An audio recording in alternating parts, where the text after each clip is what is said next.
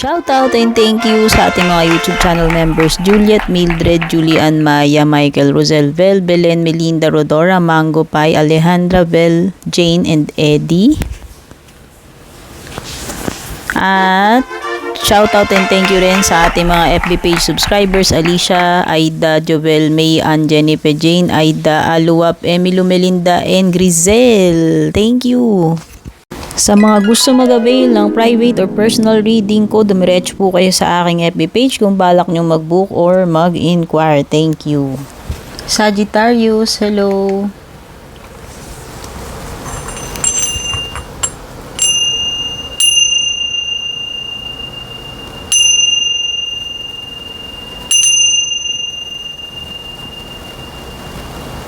Yan. Ito yung reading mo, Sagittarius, for September 12 to 18. Or kung kailan mo man mapanood ito, Sagittarius, kasi timeless reading ito.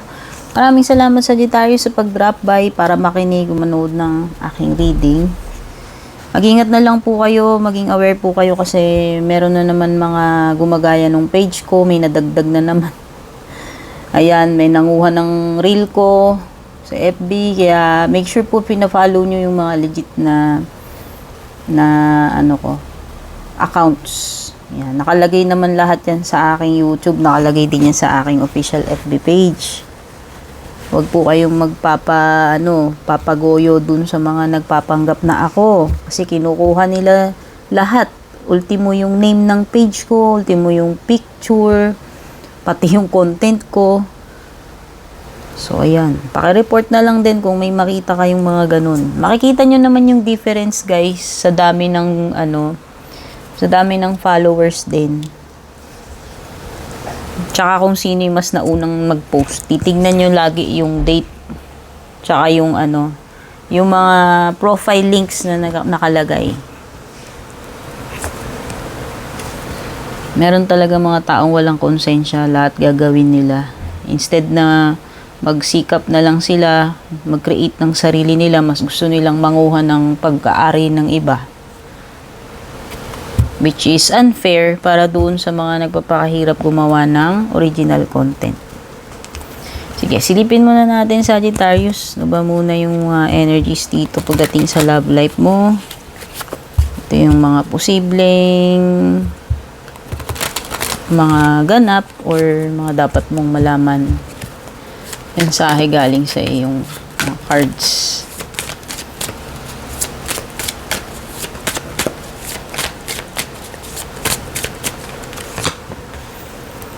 Meron kang return, pain, nourish.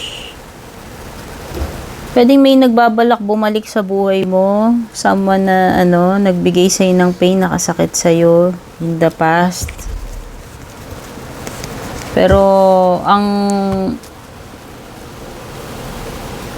focus mo ngayon is sarili mo muna. Take care mo muna yung sarili mo. Yan, pwede kasing hindi ka pa fully healed. Pero yun na nga, ang chika ng mga cards sa'yo, pwedeng itong person na to, baka bumalik siya para bumalik siya sa buhay mo, manghingi ng another chance, or makipag-ayos. Ayan. Meron kasi ditong sinasabi ng pakikipag-ayos. Kaya lang ikaw, apprehensive ka ni. Maingat ka na kasi nasaktan ka na. And nandun ka sa stage ng ng hinihil mo yung mga wounds mo.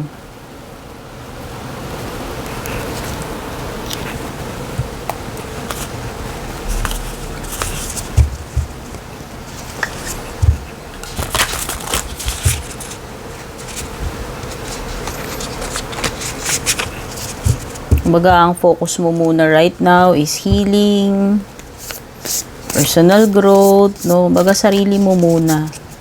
Alagaan mo muna yung sarili mo.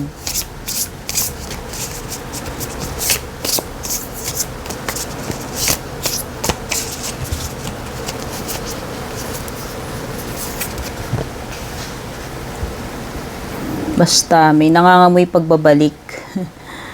From a person, from a past person.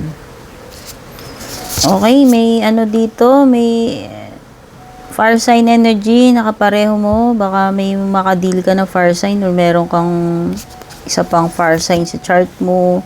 May water sign, may Gemini. Ayan, Gemini. Sa bottom mo naman, may earth sign energy. King of Pentacles.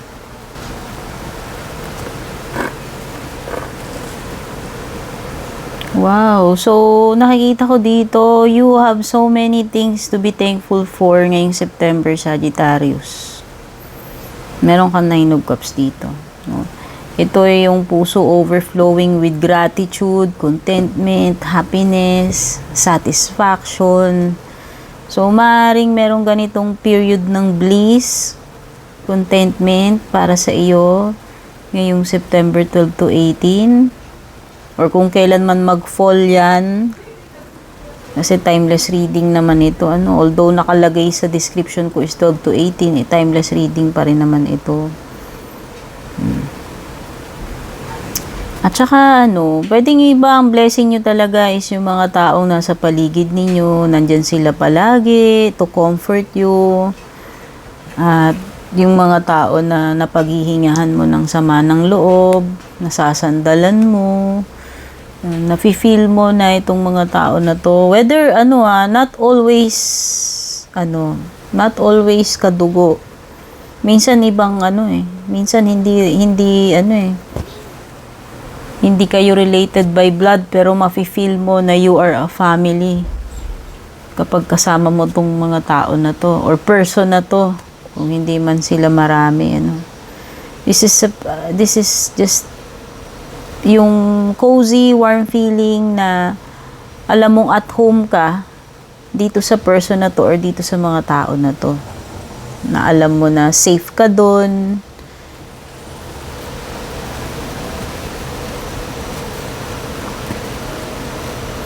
Meron ka bang plano na yan, yung parang get together with family or friends, o baka merong parang coffee date?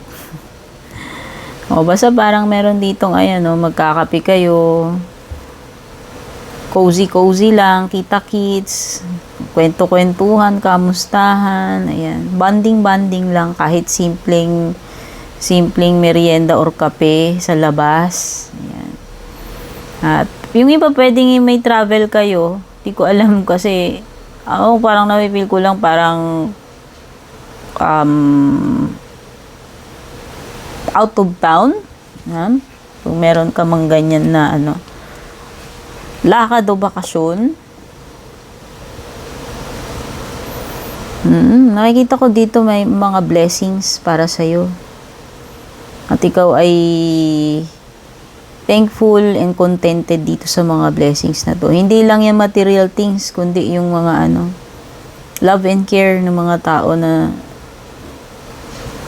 nakapaligid sa iyo.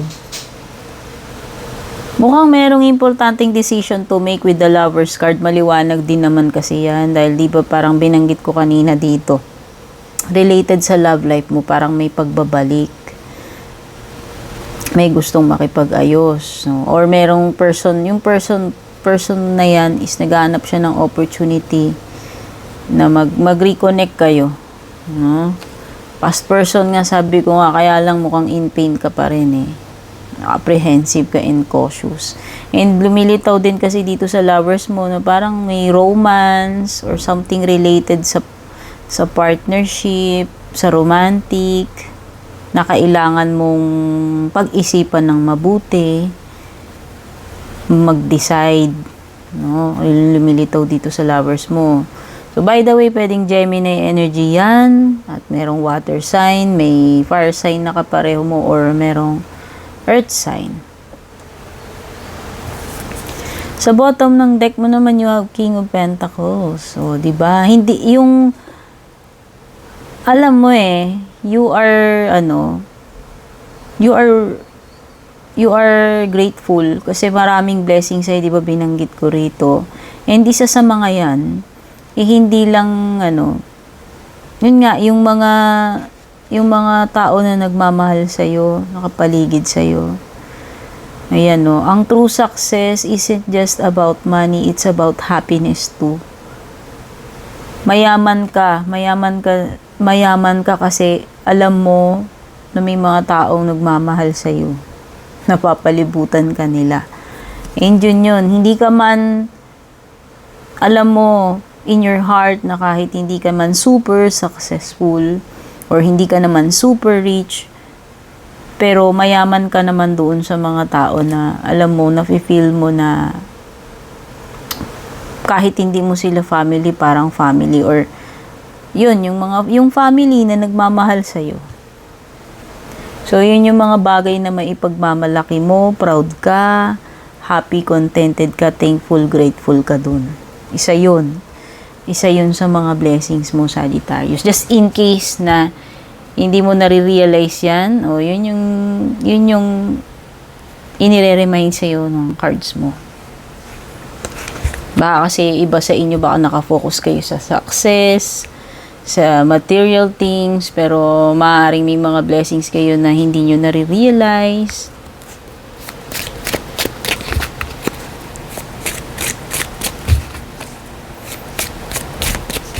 Kumbaga, hindi lang career yung pagiging successful, hindi lang pagiging mayaman.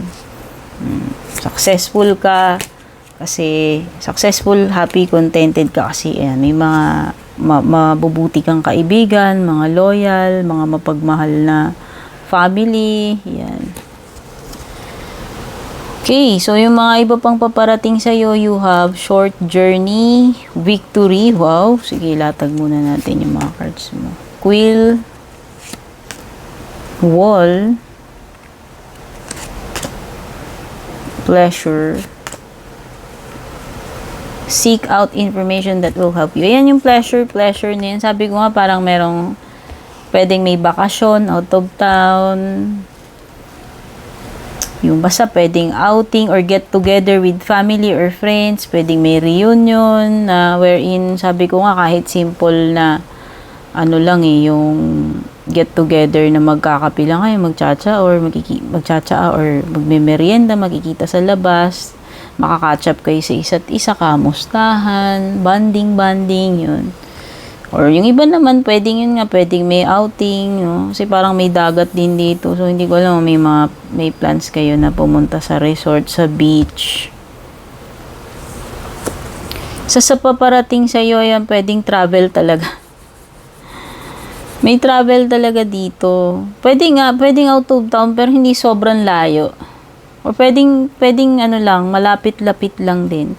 Pero itong journey na to, hindi lang to, literal na, yung biyahe. Minsan, meron ka lang short period na pagdadaanan. Pwedeng yun eh. Meron kang maiksing pagdadaanan dito, kung ano man yung pagdadaanan mo na yan. Pero ayan, meron kang V for victory. Wow, victory in some endeavor. Some, hindi lahat-lahat magiging successful ka, pero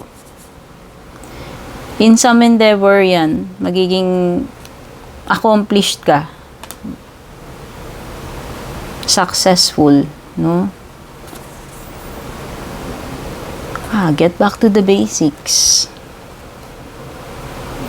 Minsan yung mga bagay na basic or simple, yun yung mga pinaka-importante, yung minsan na nakakalimutan natin, nane-neglect natin. So, Sagittarius, this is a reminder. Unahin mo muna yung mga basics. Focus ka na lang muna doon. Huwag muna doon sa mga complicated things. Minsan kasi akala natin nagja-jump kagad tayo doon sa mas complicated na solution or bagay, pero ang actually, minsan ang solution sa problem natin is napaka-simple lang. Unahin muna yung mga basics, yung mga pinaka-importante. Pwede kang may hindi makasundo rito. May misunderstanding or hindi, basta pwedeng hindi lang kayo magkaintindihan nitong person na to. Ayan At saka pleasure with friend, yan ang sabi ko. Pwedeng may bonding with BFF mo or kung tropa kayo, medyo grupo kayo dyan. Ayan, family or friend yun yung nafe-feel ko So, meron kayong bonding, get together with someone na ka-close mo. BFF mo. Tapos, seek out information that will help you. Siguro dyan sa situation mo, Sagittarius, ang ibig sabihin nito, ikaw talaga yung maghahanap ng solution dyan. Ikaw yung magre-research, tatanong-tanong ka. Kumbaga, ikaw talaga yung didiskarte. Ikaw yung maghahanap, kikilos ng yung mga kailangan mo para dito sa situation mo. Okay, so far, ito yung mga nakuha nating energies dito sa reading mo. Sana makatulong sa'yo itong reading mo kahit paano, Sagittarius. Take care, God bless, babush.